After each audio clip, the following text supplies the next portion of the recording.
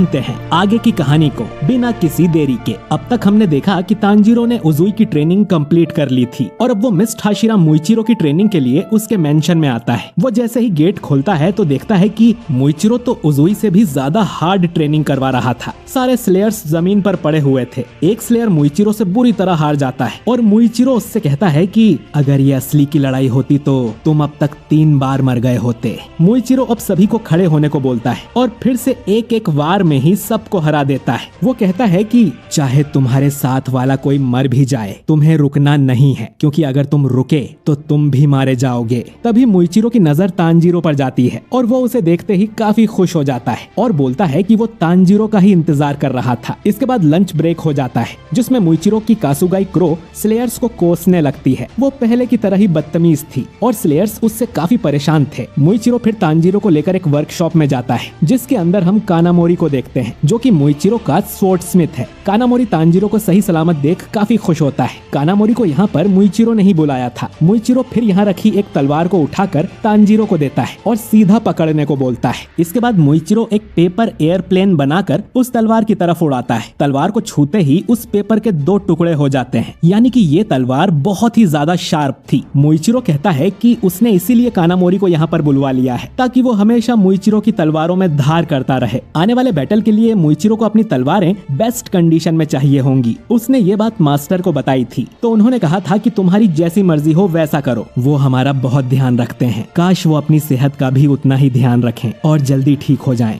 इसके बाद मुइचिरो फिर से स्लेयर्स के साथ ट्रेनिंग करने लगता है जिसमें उनकी हालत खराब हो रही थी। मुइचिरो उन्हें सोच समझकर अटैक करने को कहता है क्योंकि असली लड़ाई में बार बार मौके नहीं मिलते। अगर वो 9 बार जीत कर 1 बार भी हार गए तो वो उनकी जिंदगी गवा देंगे, तो उन्हें अपने हर एक मूव को तराशना होगा। मुइचिरो आज की ट्रेनिंग यहीं खत्म कर देता है। एक स्लेयर तांजीरो से कहता है कि वो मुइचिरो को समझाता क्यों नहीं कि हमारे साथ थोड़ा नरमी से पेश आए, जिस पर तांजीरो कहता है कि मुइचिरो तो उनसे भी ज्यादा मेहनत कर रहा है क्योंकि वो अकेले ही इतने सारे स्लेयर्स को ट्रेनिंग देता है। स्लेयर्स उसकी बात समझ जाते हैं लेकिन फिर भी उन्हें मुइचिरो के बोलने का तरीका थोड़ा कड़वा लगता है, जिस पर तांजीरो कहता है कि शुक्र मनाओ कि पहले के मुकाबले तो मुइचिरो काफी मीठा बोलने लगा है। इसके बाद तांजीरो देखता है कि मुइचिरो कहीं बाहर जा रहा था। स्लेयर्स उसे बताते हैं कि मुइचिरो हर रोज रात को कहीं पर जाता है। इधर रात के समय टाउन में हम फिर से उसी डीमन की आंख को देखते हैं, लेकिन ये अब एक नहीं बल्कि 2 थी। फिर सीन जब गली के अंदर जाता है तो हम देख पाते हैं कि ये आंखें 1-2 नहीं बल्कि हजारों लाखों की तादाद में थीं। ये सभी नाकीमे नाम की डीमन के पास से निकल रही थी जो कि इन्फिनिटी कैसल को कंट्रोल करती है। क्योंकि अब हांटेंगु मर चुका है तो नाकीमे अपर रैंक 4 की डीमन बन गई है। नाकीमे अपनी आंखों के जरिए मुइचिरो पर नजर रखे हुए थी। दूसरी तरफ हम सानेमी और ओबानाई को देखते हैं जो कि आपस में लड़कर अपनी ट्रेनिंग कर रहे थे। सानेमी विंड ब्रीदिंग का 4th फॉर्म यूज करता है और ओबानाई 5th फॉर्म, पर ये दोनों एक दूसरे को बराबर की टक्कर दे रहे थे। तभी मुइचिरो भी यहाँ आ जाता है और कहता है कि वो भी इनकी ट्रेनिंग ज्वाइन करना चाहता है। सानेमी कहता है कि तुम रोज रात को यहाँ पर आते हो, तुम्हारी दिन वाली ट्रेनिंग ठीक से नहीं हो रही क्या? मुइचिरो कहता है कि दिन वाली ट्रेनिंग बाकी मेंबर्स के लिए काफी होगी लेकिन मेरे लिए नहीं। सानेमी कहता है कि सही कहा, हमारे लिए तो यही असली हाशिरा ट्रेनिंग है। ओबानाई बोलता है कि ठीक है, तुम्हारे आने की खुशी में सानेमी और मैं साथ मिलकर तुमसे लड़ेंगे। मुइचिरो तैयार हो जाता है और मुस्कुराते हुए कहता है कि 1 के खिलाफ 2 बड़ी नाइंसाफी है। मुइचिरो फिर दोनों पर अटैक कर देता है और वो इतना तेज होता है कि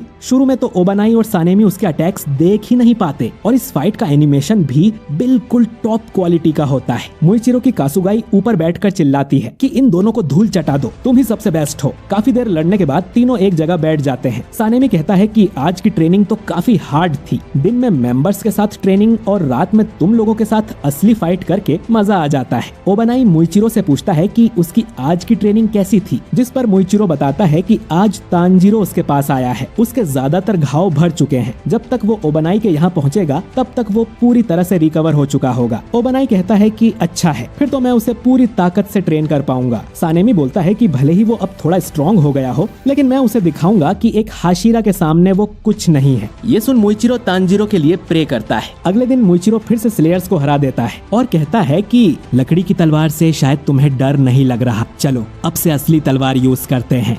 मुइचिरो अब स्लेयर्स को असली तलवार पकड़ा देता है और उससे लड़ने को बोलता है, लेकिन सामने वाला स्लेयर असली तलवार देखकर बुरी तरह से डर जाता है। वो जोर जोर से हांफने लगता है और उसका शरीर भी कांप रहा था। आखिर में वो माफी मांगकर नीचे बैठ जाता है और अटैक ही नहीं करता। स्लेयर मुइचिरो से कहता है कि वो उसकी बराबरी कभी नहीं कर सकते। उन्हें पता है कि मुइचिरो रोज रात को कहीं जाता है और वापस आता है तो उसके शरीर पर काफी सारी चोटें होती हैं, जिन्हें वो सुबह सुबह पानी से साफ करता है। मुइचिरो कहता है कि तुम सब भी अपने हिसाब से अच्छा काम कर रहे हो, लेकिन उससे जीत हासिल नहीं होगी। मैं नहीं चाहता कि तुम लोग डीमंस के हाथों मारे जाओ। मैं चाहता हूँ कि तुम सब लंबी जिंदगी जियो। कुछ दिनों बाद तांजीरो की मुइचिरो से फाइट होती है। मुइचिरो उसे काफी कुछ सिखाता है और ये देख उसे काफी खुशी होती है कि तांजीरो पहले से काफी बेहतर और तेज हो गया था। मुइचिरो अब तांजीरो से कहता है कि तुमने सब सीख लिया है, तुम अगले हाशिरा की ट्रेनिंग पर जा सकते हो। ये सुन तांजीरो कहता है कि सच में? अभी तो सिर्फ 5 दिन ही हुए हैं। मुइचिरो कहता है कि तुम वो सब कर रहे हो जो मैंने तुम्हें सिखाया है। ये सुन बाकी स्लेयर्स बोलते हैं कि हमें तो यहाँ पर 2 हफ्ते हो गए हैं, क्या हम भी अगले हाशिरा के पास जा सकते हैं? अब मुइचिरो फिर से सड़ा सा मुंह बनाकर कहता है कि बिल्कुल नहीं, तुम अभी तक ठीक से ट्रेनिंग नहीं कर रहे हो। तांजीरो को अब एक आइडिया आता है और वो मुइचिरो को पेपर प्लेन फ्लाइंग कंपटीशन के लिए चैलेंज करता है। उसे कानामोरी से पता चला था कि मुइचिरो को पेपर प्लेन बनाना बहुत पसंद है। तांजीरो कहता है कि अगर वो जीता तो मुइचिरो को बाकी स्लेयर्स के साथ थोड़ा नरमी से पेश आना होगा। मुइचिरो चैलेंज एक्सेप्ट कर लेता है क्योंकि वो जानता था कि उसे कोई नहीं हरा सकता। अब तांजीरो और मुइचिरो दोनों प्लेन उड़ाने बाहर जाते हैं। ये लोग 10 बार ट्राई करेंगे और उसमें एक बार भी तांजीरो का प्लेन मुइचिरो के प्लेन से आगे निकल जाता है तो तांजीरो गेम जीत जाएगा। मुइचिरो को यकीन था कि तांजीरो एक भी बार नहीं जीतेगा। इसके बाद ये दोनों प्लेन को उड़ाते हैं और पहला राउंड मुइचिरो जीत जाता है। इस तरह ये करीब 10 बार प्लेन उड़ाते हैं और हर बार मुइचिरो का ही प्लेन आगे निकलता है और तांजीरो इस चैलेंज को हार जाता है। तांजीरो को बहुत बुरा लगता है और बाकी स्लेयर्स भी मुइचिरो को चैलेंज करने लगते हैं क्योंकि वो भी प्लेन उड़ाने में माहिर है। इसके बाद सभी अपना पेपर प्लेन बनाने लगते हैं और वो ट्रेनिंग का सारा स्ट्रेस भूल जाते हैं। सभी काफी खुश थे। तांजीरो अपना एक नया प्लेन बनाता है लेकिन उसे मुइचिरो की कासुगाई फाड़ देती है और उससे तांजीरो का कासुगाई लड़ने लगता है। इसके बाद ये सभी लोग अपने प्लेन्स को एक साथ हवा में उड़ाते हैं। उन्हें उड़ता देख मुइचिरो और बाकी सबको बहुत खुशी होती है। शाम को तांजीरो बात करता है कि मुजान जरूर नेजुको के पीछे पड़ा होगा, इसीलिए उन्हें अब डीमंस देखने नहीं मिलते। मुइचिरो कहता है कि अच्छा है, इससे हम ट्रेनिंग पर ज्यादा फोकस कर सकते हैं। तांजीरो कहता है कि वो नेजुको को अकेले नहीं छोड़ना चाहता था, लेकिन उसे भी ट्रेनिंग पर साथ लाना बहुत खतरे वाला काम होता। मुइचिरो कहता है कि ऐसा भी हो सकता है कि मुजान नेजुको को पकड़ने के लिए डीमंस को इकट्ठा कर रहा हो